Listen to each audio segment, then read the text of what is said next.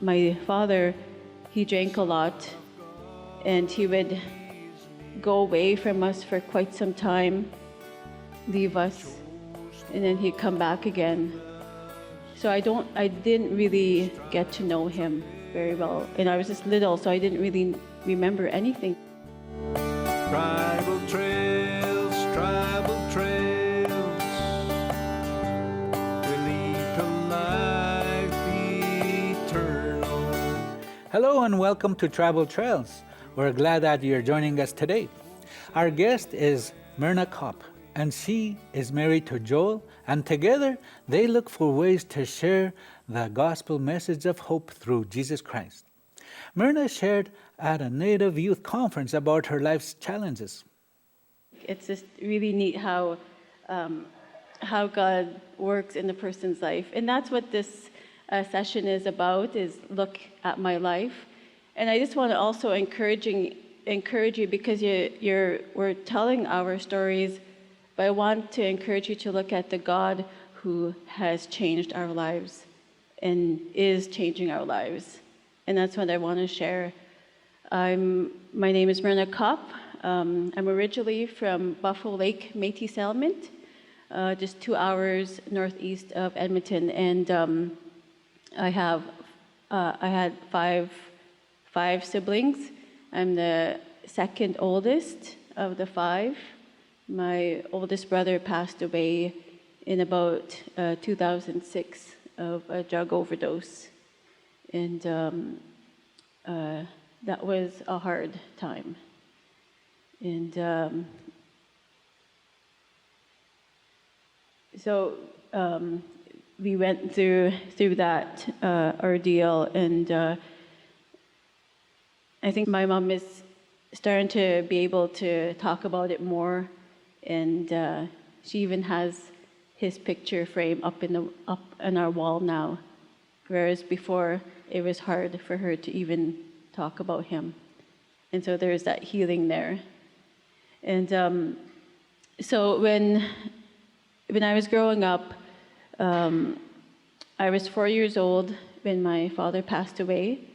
There was my sister and myself. We were in the hospital, and we were in this room, and the adults couldn't come in there, just the nurses, of course. But there was these 3 adults who came almost like a window similar to that size there, and they were waving and smiling at us, and there's my sister and I was like, as an adult now, I don't know who these people are. But as a child, I knew that this was my dad and my auntie and uncle. And so my father, he drank a lot, and he would go away from us for quite some time, leave us, and then he'd come back again. So I didn't really get to know him very well. And I was just little, so I didn't really remember anything even. And there was that, after that, they went to the bar, and then after that, they went to a bootlegger. And this man comes out, and he has a gun with him.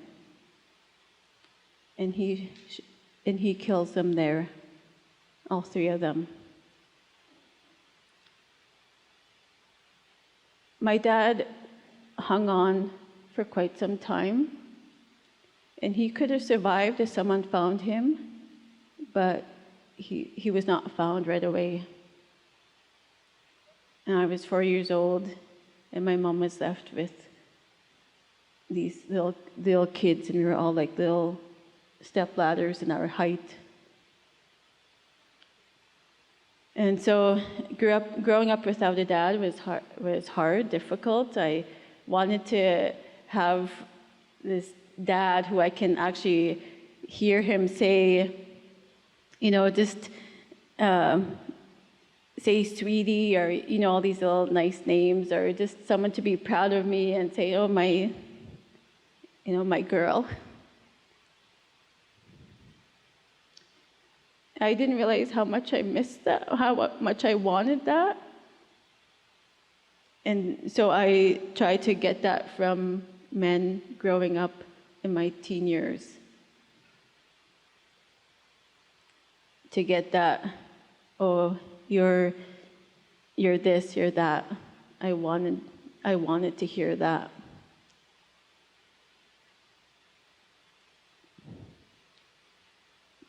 When I went to Bible school. I was a missionary, and for many years, I never shared this with many people. And now I'm starting to share it more. When I was younger, about 8 to 10 years old, I was sexually abused by someone who I felt like I should trust. And what happened made me feel dirty and ashamed. I even felt ashamed that because I felt ugly, I felt ashamed that I was dark. I had dark skin and dark hair and dark eyes. I felt ashamed of who I was, even as a Native person.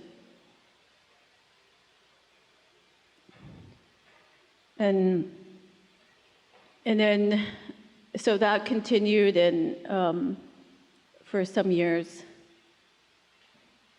And when I became a teenager, then of course you get into the party scene and all those things. Then in that time, as a young teenager, my mom started going to this church. And she would go and she would tell me stories. She would tell me that God knows how many hairs we have on our head. Every little strand of hair, He knows the number. Are not 2 sparrows sold for a penny? Yet not one of them will fall to the ground outside your Father's care. And even the very hairs of your head are all numbered. So don't be afraid, you are worth more than many sparrows. And to me, that was amazing, because I didn't know anything about God or who He was. I thought He was the God who was just created this world and left us and not even care anything about us. But He was so personal that He knows how we are, who we are. He made us so unique. And so in that time, I was just seeking, and I can see that my mom, there is something changing in her, like her life was changing. And she said that she became a Christian. And I thought, what is that? What is a Christian? Because I had no idea what that meant. And she said, she didn't really have to explain it. She just lived it before us. She would come with, she actually had this kind of Bible, and she would read some stories about different stories of what happened. And I remember she shared with us this one verse in John 14:6. And this is Jesus talking. He says, I am the way, the truth, and the life. No one could come to the Father except through me. And that's Jesus saying, there's no other way except Him alone can go to heaven. It's only through Jesus. It's only through trusting in Him alone. And she would tell me about things of that Jesus came to this world as a baby, and He was born from a virgin young girl, and He was in this world for about 33 years. He was tortured with excruciating pain that He went through. If you ever studied about that, it's just excruciating pain that He went through for us. And then He died on the cross for every one of us. And He rose again the third day. And He's alive. He's alive. And He's he's seated at the right hand of the throne of God. And he is calling us, and he's just wanting a relationship with every one of us. That's why he came to the cross. That's why he came to this world. Well, when I was 20 years old, I knelt down by my mom's bed, and my mom was there, and my sister, and it was the first time I ever talked to the God of this universe.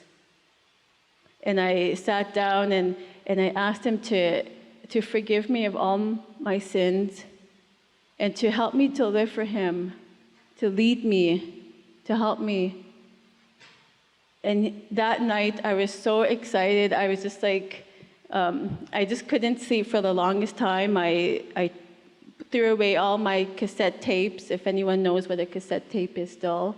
So, and it's like I threw all that away because it was like music that just, the lyrics just weren't, it didn't talk anything good about God.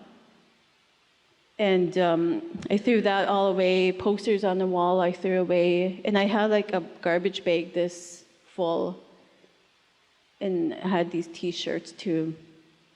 And I was just laying there and I'm thinking, wow, this is so cool. I know I didn't have a father growing up, but now I know that I do have a father. And there's a verse that says, behold what manner the love the Father has given to us, that we should be called the children of God. And it's like, wow, I'm his child now. And I thought that's just exciting. And because of that, he's helping me to live for him every day as I read his word and stay in it and talk to him and just keep my eyes looking at him, focusing on him, not on the things around me and troubles and everything.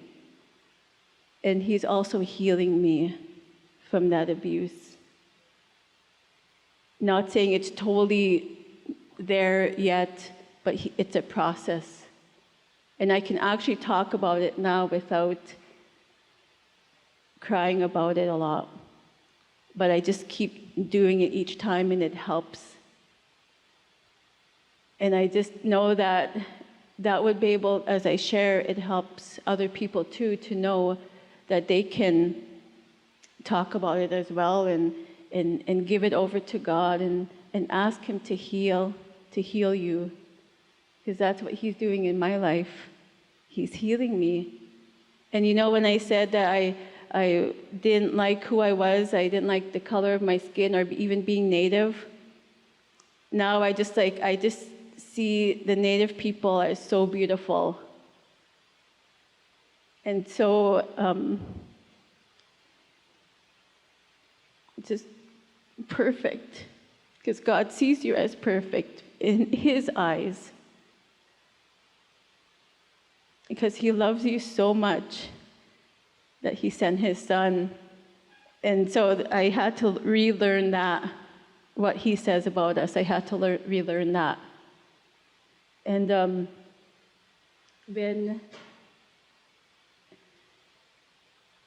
when Joel asked me to marry him, we've been married for 15 years, 15 months.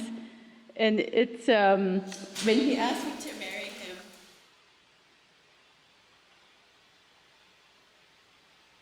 you know how the traditional way of a man proposing, just going on one knee.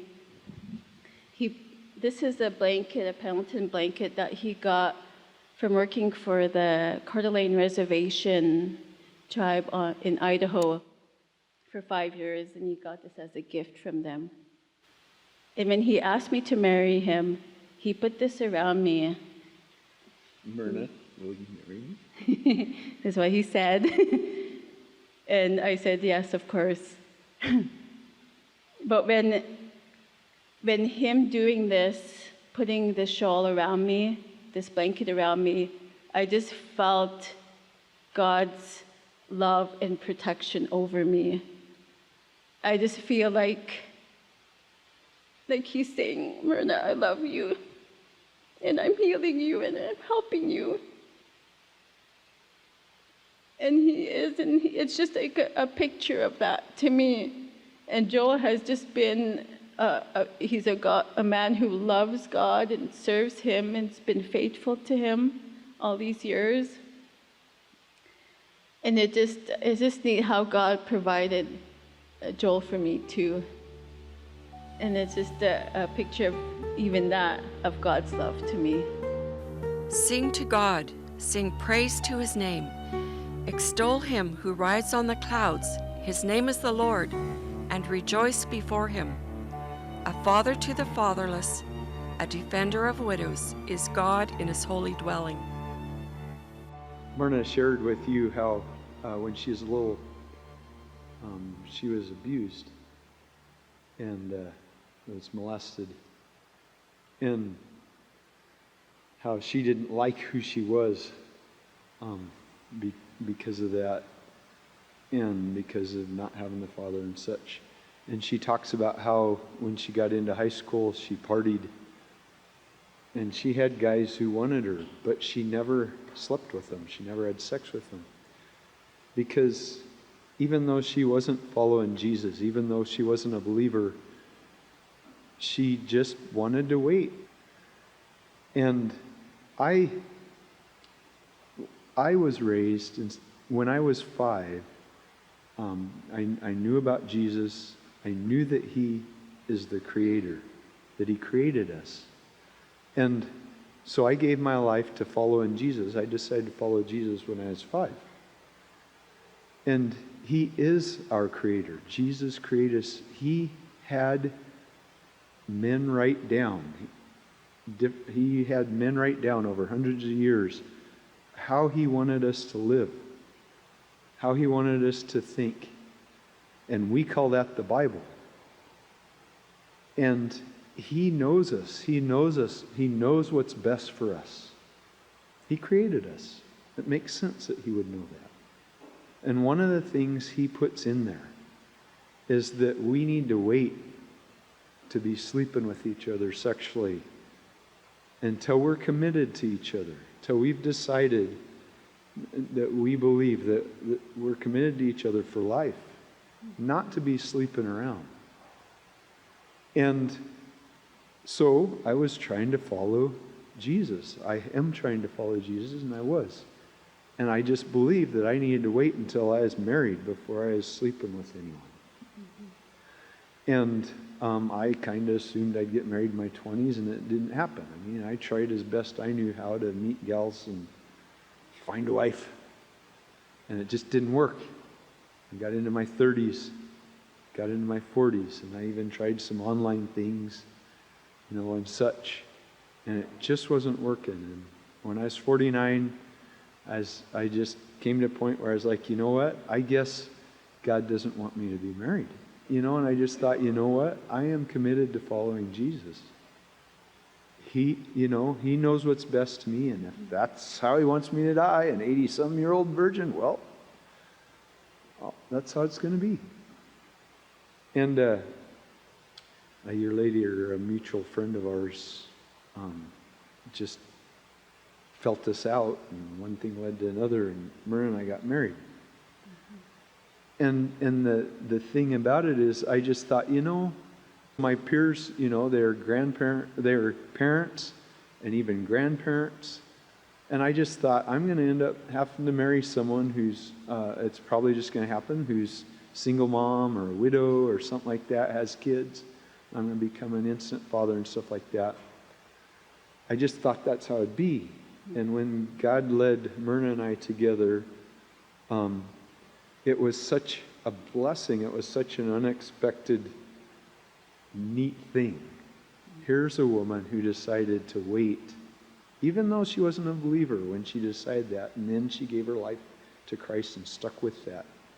And so I was 51, she is 40-something when we got married, and we both were the first for each other.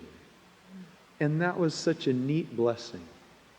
And the thing I want to say is, girls, there are many guys All they're thinking about is themselves.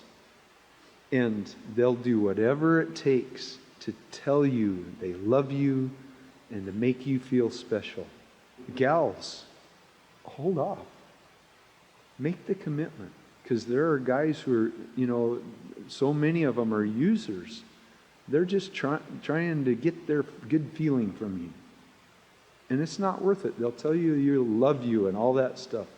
And guys, don't be users. Wait. That's what Jesus, our Creator, wants us to do. He knows what's best for us.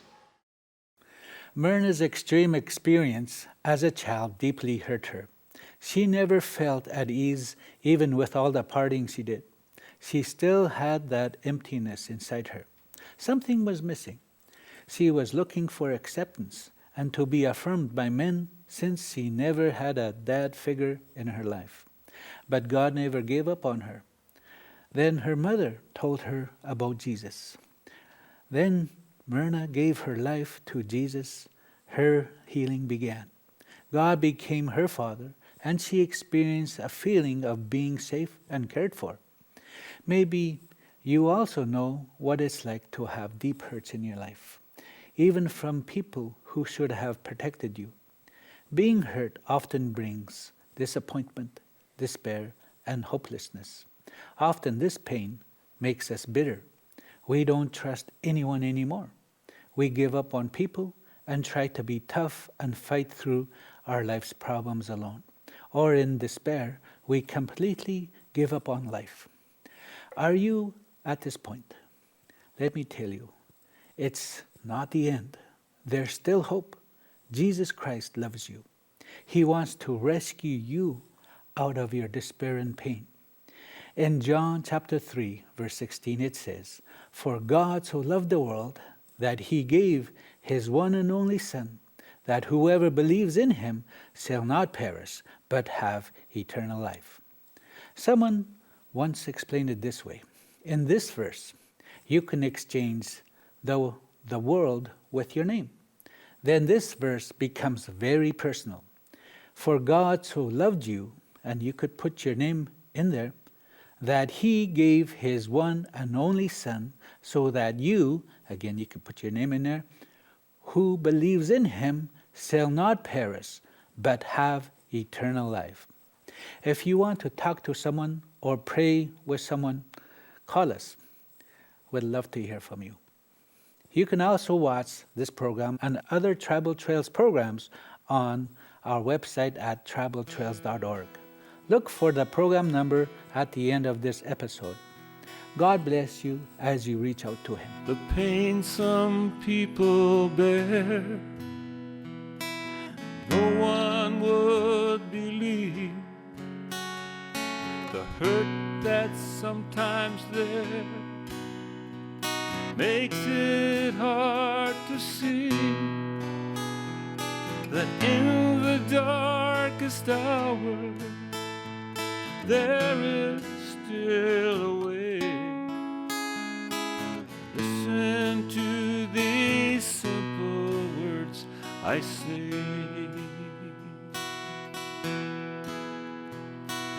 Jesus knows your hurts. Jesus feels your pain. Jesus knows just how you feel, 'cause he's felt just the same. Jesus knows your needs, my friend, better than you do. Just hold on to Jesus. He's holding on to you.